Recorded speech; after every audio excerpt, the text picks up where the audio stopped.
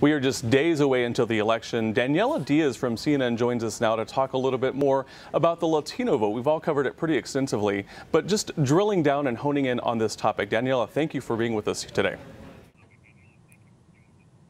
Thank you for having me. Well, Daniela, tell me specifically about stereotypes. We talked a lot about the Latino vote and the stereotype that just because someone's Latino or happens to be maybe female doesn't mean necessarily that they're voting for a Democrat. Correct. So I've actually interviewed, I spent a day with a very prominent member of the Republican Party in South Texas in Hidalgo County, and her name is Miriam Cepeda, and she is voting for Donald Trump. She is, even though she is Latina, her dad's undocumented, she is very for Trump. And there's a lot of people out there, more than a lot of Latinos realize, that a lot of Latinos are voting for Trump. They think that he will fix the problem with undocumented immigrants in this country. They think he'll fix their problems with the economy, get them jobs. So these voters exist, even though a lot of people like to assume that Latinos will be voting for Hillary Clinton. Daniela, what do you think is driving that philosophy behind them voting for Donald Trump? I really think it's because he speaks to their issues. I mean, Donald Trump is a businessman. He says that if he becomes president, he'll promise them jobs. Latino when they want better jobs, they want more opportunities in the economy. They want a chance to have a better for the American dream. And Donald Trump promises them that he'll speak, and he speaks to these issues. The problem is that Donald Trump has not done a good job of speaking to Latinos in general with his. Even when he announced that when he was running for president, he called Mexicans rapists and said some of them are good people. And that rhetoric really spoke to a large community, or lots of Latino communities, because it wasn't positive rhetoric toward Latinos. I mean, the largest percentage of Latinos in the United States are from Mexican descent. So and I think that this is an issue that's still gonna resonate with voters on Tuesday when they cast their vote, Latinos especially. And how do you think that resonates with the vast majority of the Latino voter, the vote? How does that resonate with them when they hear things like that? Well, I've written about countless polls of Latino voters in the United States, and I think that, statistically, Latinos vote Democrat. Statistically, and in this election, primarily, especially, they will be voting for Hillary Clinton. But that doesn't say that all of them are voting for Hillary Clinton. There is still a minority who will be voting for Donald Trump, and I think that won't change. I think that we are going to still see that on Tuesday when the exit polling and we start getting data of who's cast their vote and who they cast their vote for. I think that we'll still see that a majority voted for Hillary Clinton. Daniela, talk to us a little bit about how the voter bloc has been disenfranchised. Do you think that that's still happening in a large part? Is that still happening? Yes. So there have been lots of reports lately that African American voters and Latino voters have not turned out to vote the way they did in Obama's two elections in 2008 and 2012.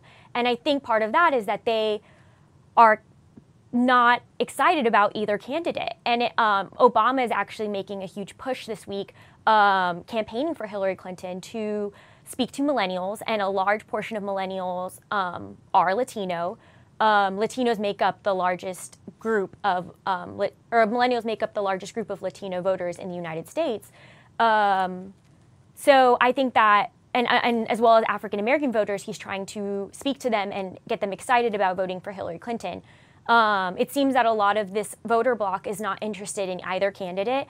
They find it's easier maybe not to even turn out and vote because they feel so disconnected to the election. And it's going to be interesting to see whether President Obama resonates with these voters and whether they turn out to vote on November 8th. You know, there's been a lot of talk about turning Texas blue. Do you think we're going to get closer to that this time? You know, I've heard a lot. I'm from Texas. I'm a Latino voter myself.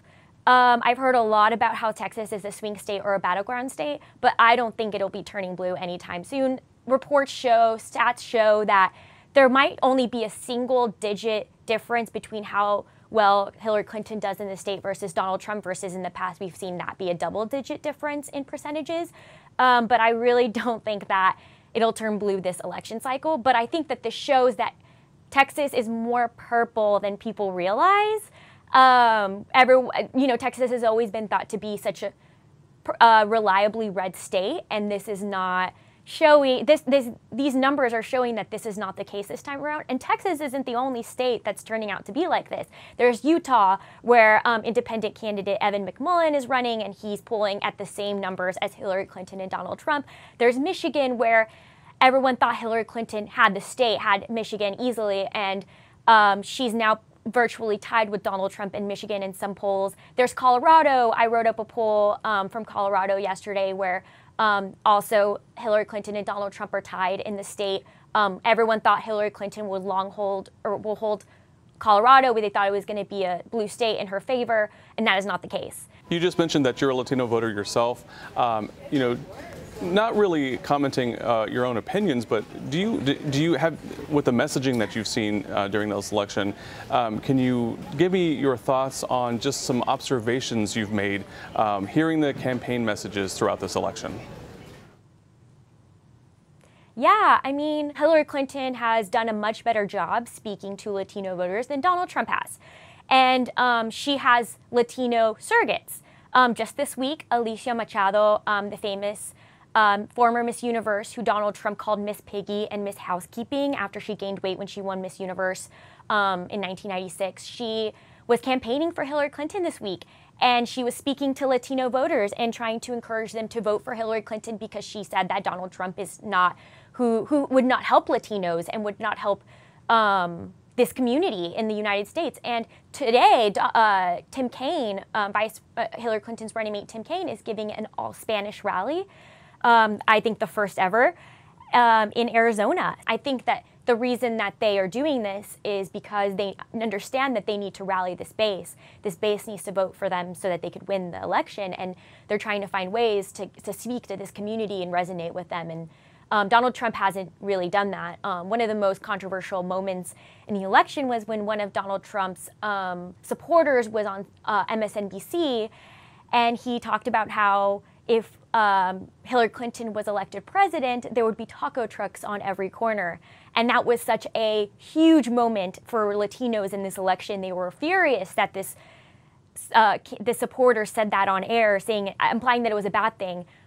So there's been a lot of moments like that, like when Mike Pence at the vice presidential debate said that Tim Kaine kept bringing up that Mexican thing, referencing when Donald Trump announced his presidency and was talking about how Mexicans are rapists and some may be good people, and that Mexican thing became a hashtag.